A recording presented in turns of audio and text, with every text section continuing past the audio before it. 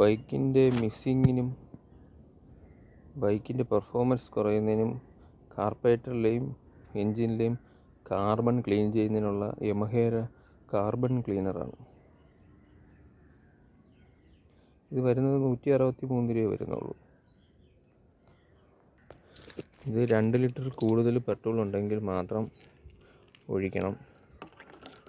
വേറെ പ്രശ്നമില്ല, പെട്രോളിൻ്റെ കൂടെ നമുക്ക് ഒഴിച്ചാൽ മതിയാവും.